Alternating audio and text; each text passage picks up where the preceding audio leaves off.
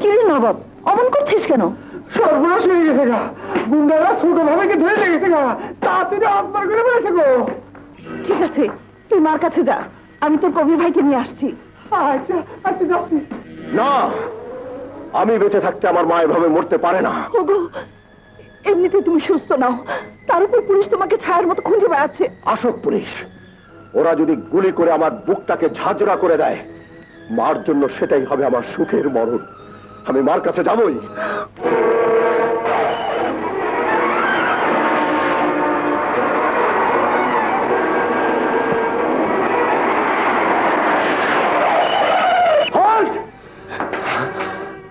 তুমি মার কাছে যাও, যাও, পালাও। ভাইয়া ভাইয়া দাঁড়াও, আমাকে গুলি চালাতে বাধ্য করো না। দোহাই আপনার, একবার ওকে গুলি করে অনেক কষ্ট দিয়েছে, আর গুলি করবেন না, ওকে আর মার কাছে যেতে দিন। মা শুধু তারই নয় ভাবি, মা আমারও। মার দুঃখে ভাইয়া যতখানি ব্যথা পায়, আমিও ততখানি ব্যথা পাই। ভাইয়া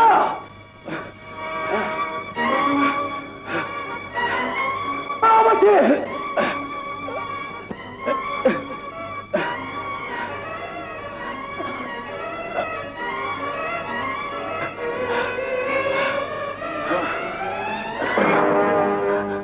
ভাইয়া, আমাকে গুলি চালাতে বাধ্য করো না।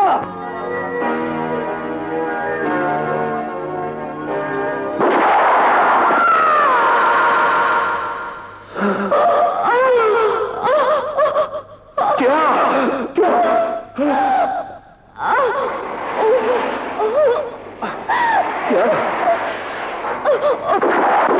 क्या না, শেষ রক্ষা বুঝি হলো না, তোমাকে তোমার স্ত্রীর হাতে তুলে দিয়ে যেতে পারলাম না, তুমি পালাও, যাও। না क्या ও কথা বলে না, তুমি আমার প্রাণ, তুমি আমার ভালোবাসা। আর জিঙ্গাকে বিয়ে করে স্ত্রী অধিকার দিতে হয়েছে, সে শুধু আমার ভাই, আমার একমাত্র ভাই রবিনকে বাঁচাবার।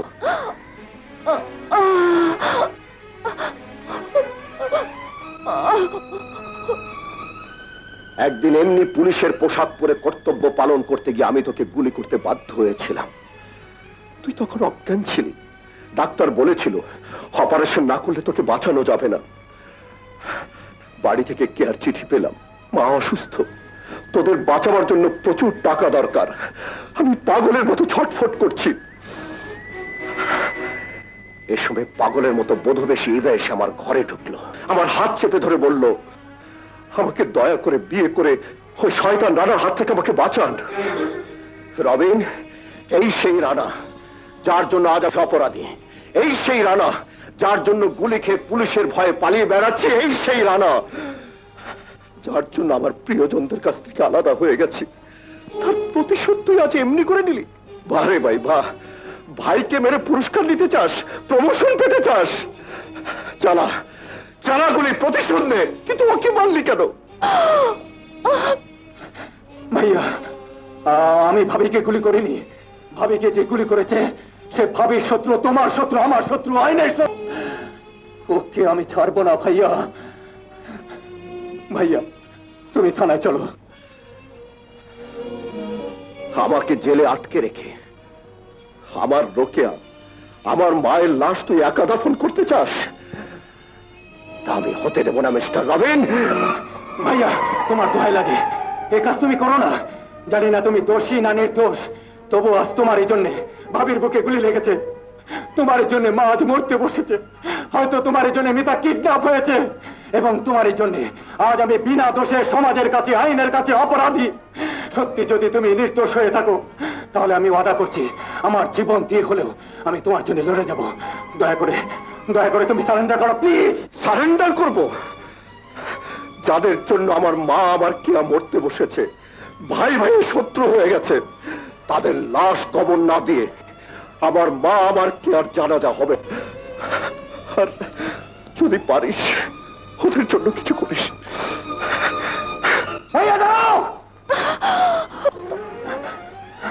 ভাবি, ভাবি, চলো ভাবি।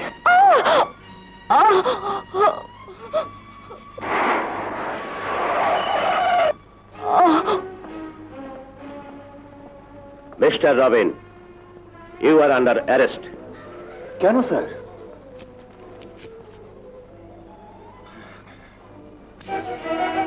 তোমার স্ত্রী? Yes sir. সে কোথায়? থানা হাজতে। But why?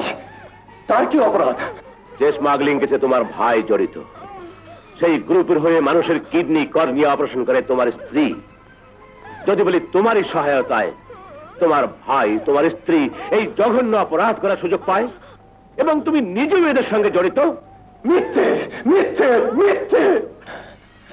স্যার, আমার ভাই, আমার স্ত্রী, আমি দোষী না নির্দোষ সেই প্রমাণ অবশ্যই আপনাকে আমি দেব। স্যার, বাড়িতে আমার মা, এখানে আমার ভাবি মৃত্যুর সাথে পাঞ্জা লড়ছে। স্যার, পুলিশও তো মানুষ। দয়া করে আমার ভাবি আর মাকে ডাক্তারের কাছে নিয়ে যেতে সাহায্য করবেন স্যার। Sir please. ওকে, তুমি আমার গাড়িতে ওঠো।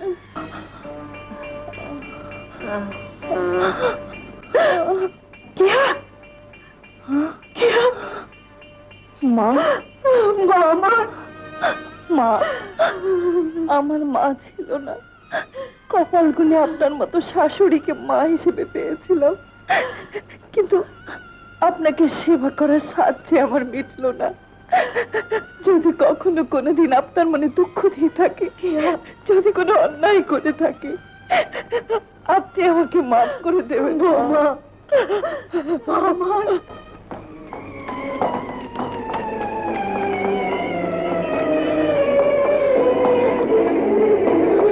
ডাক্তার সাহেব, আমার মা, আমার ভাবি।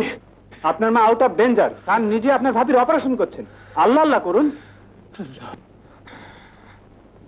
স্যার, দেশকে ভালোবেসে পুলিশের চাকরি নিয়েছিলাম। দেশ আমার মা, মা আমার দেশ। স্যার, যাদের জন্য আমার ভাই আজ আইনের চোখে অপরাধী, যাদের জন্য আমার স্ত্রী মিথ্যে অপরাধী হয়ে জেল খাচ্ছে, যাদের জন্য আজ আপনি আমাকে অবিশ্বাস করতে বাধ্য হয়েছেন, যাদের জন্য আমার মা, আমার ভাবি আজ মরতে বসেছে, আমার সেই মার ভাবিকে আপনার কাছে জিম্মি রেখে শুধু 1 ঘন্টা সময় চাচ্ছি। যদি আসল ক্রিমিনালদের আপনার সামনে হাজির করতে না পারি, তখন যে শাস্তি আপনি আমাকে দেবেন আমি মাথা পেতে নেব। Robin, I believe you, I love you, and I also like you. আশা করি তুমি তোমার কথা রাখবে। গো গো মাই সন।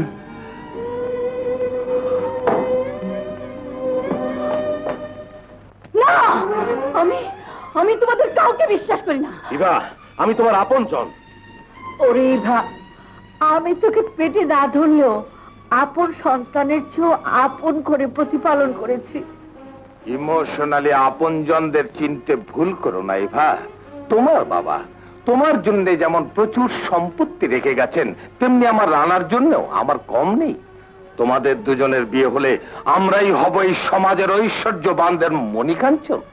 ঐশ্বর্যের অহংকারে মানুষ যে কত বড় অমানুষ হতে পারে তার জলজ্যান্ত প্রমাণ আপনি, আপনার সন্তান এবং আপনার স্ত্রী। নারী শুধু সোহাগে পোষ মানে না, তাকে শাসনও করতে হয়। ইভা!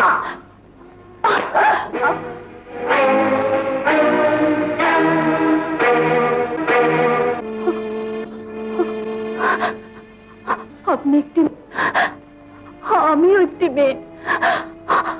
আপনারই কুপরামর্শে আমি আমার মাতৃত্বকে চিরতরে হারিয়েছি।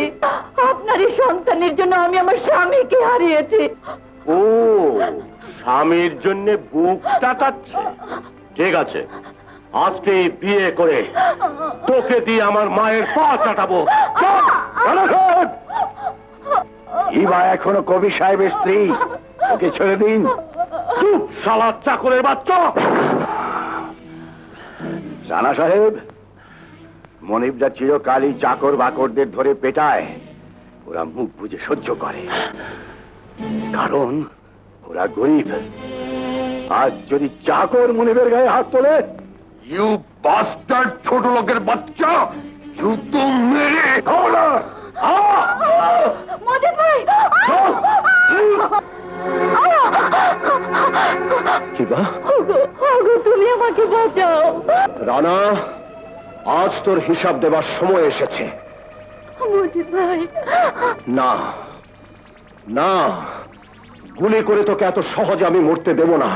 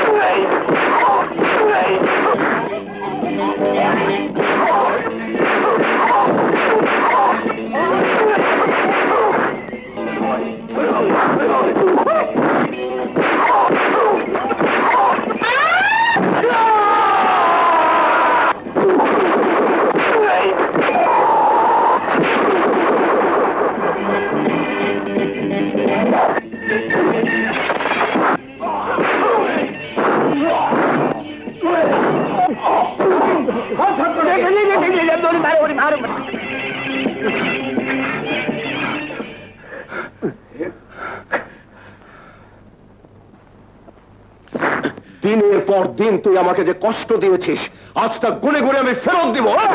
দাঁড়াও ভাইয়া, এই দুমুখো শয়তানেরা পুলিশের কাছে এক কথা বলে, আবার কোর্টে গিয়ে অন্য কথা বলে। এদের জবানবন্দি রেকর্ড করতে হবে। বল, কেন ডাক্তার মিতাকে কিডন্যাপ করেছিলি? কেন আমার মাকে চলন্ত গাড়ি থেকে লাথি মেরে ফেলে দিয়েছিলি? আমি যে আপনার মাকে লাথি মেরে ফেলে দিয়েছিলাম তার প্রমাণ প্রমাণ আছে। এবার হার ছিনতাই করতে গিয়ে তুই আমার পিঠে কেন গুলি মেরেছিলি?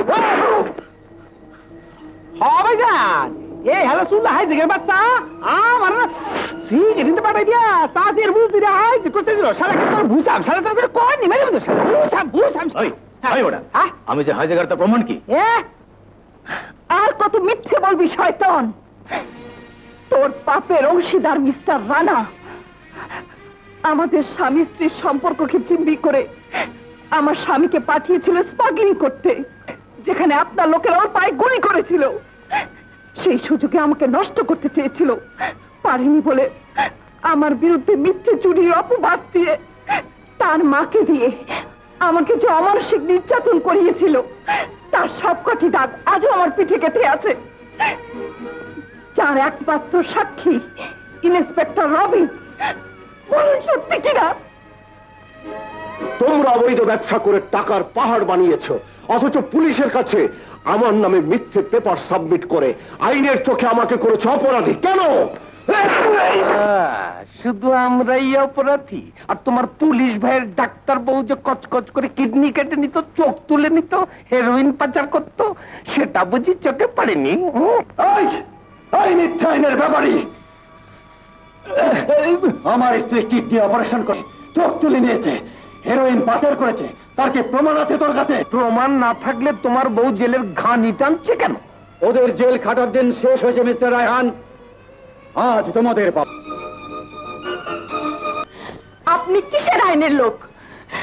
আমাকে দিয়ে জোর করে অপারেশন করার ছবি তুলে অন্যের ভ্যানিটি ব্যাগে হিরোইন ঢুকিয়ে দিয়ে আইনের কাছে আমাকে অপরাধী সাজিয়ে জেলে পাঠিয়েছেন। আমার স্বামীকেও সারা পুলিশ ডিপার্টমেন্টের কাছে ছোট করেছেন। কেন বলুন কেন? যেহেতু আইনের চোখে তুমি অপরাধী ছিলে। অপরাধী ও নয়, অপরাধী তোমরা, যারা দিনের পর দিন অন্যায় করেও আইনের হাত থেকে রেহাই পেয়ে যাও। স্যার, এই তিন শয়তান জোর করে ইলেকট্রিক শক দিয়ে ডাক্তার মিতাকে দিয়ে আমার অপারেশন করতে বাধ্য করেছিল। স্যার, ডাক্তার মিতা নির্দোষ। বলুন স্যার, কে অপরাধী? আমি, আমার স্ত্রী, আমার ভাই, আমার ভাবি, নাকি আমার মা? স্যার, ক্লিনিকে আমার মুমূর্ষু মা আর ভাবিকে জিম্মি রেখে আপনার কাছে 1 ঘন্টা সময় চেয়েছিলাম। আপনার সেই উপকারের ঋণ আমি কোনোদিন ভুলব না। আমি আমার কথা রেখেছি। এই নিন স্যার, এবার আপনার সিদ্ধান্ত। Well done my boy, I am proud of you.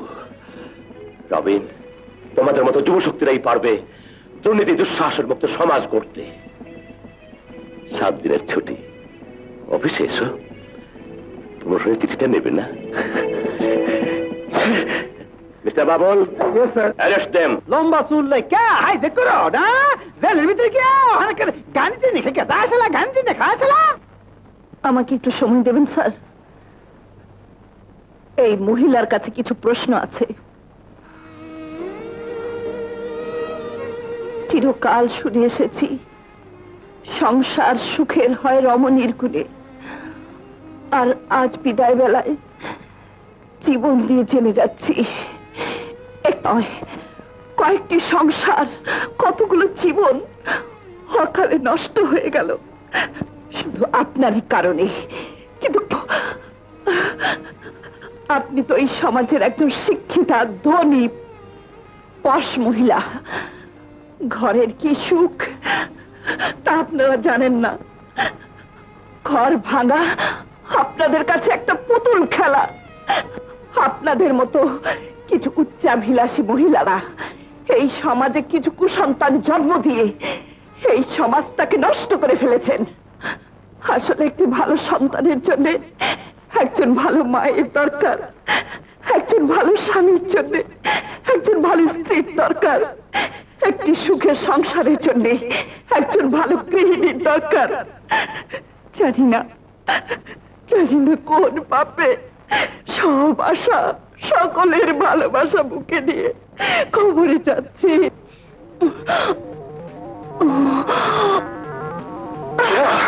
না, আমার সময় শেষ। সে কোথায়? কার কথা বলছো? তোমার বউ। সময় যে হয়ে এলো, তোমার বউকে ডাকো। মিম সাহেব, আমি কথা রেখেছি, আপনার স্বামীকে নিয়ে এসেছি। দয়া করে আপনার আমানত বুঝে দিয়ে আমাকে শান্তিতে মরতে দিন। মেম সাহেব, আমরা মেয়েরা ভুল করে গাড়ি, বাড়ি, সোনা, গহনা, সংসারের চাবি আঁচলে বেঁধে সুখী হতে চাই। ভুল। একজন স্ত্রী সবচেয়ে বড় পাওনা একজন ভালো স্বামী।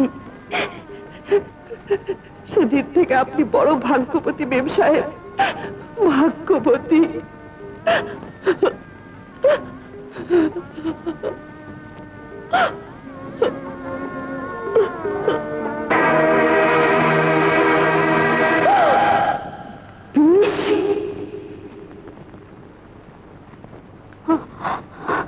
আমার বাড়ি, গাড়ি, অর্থ, প্রতিষ্ঠা সবই ছিল। আমার ছিল না শুধু আমার কাছে আমার স্বামী। আমার যে দুঃখিনী আর কেউ ছিল না। কিন্তু তোমার ওসব কিছুই ছিল না। তোমার কাছে ছিল তোমার স্বামী। একজন স্ত্রীর একটি বড় পাওনা আর কি হতে পারে বলো?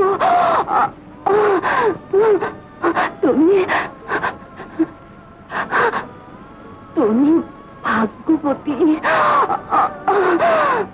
তাই তোমার স্বামী তোমাকে দিয়ে গেলাম।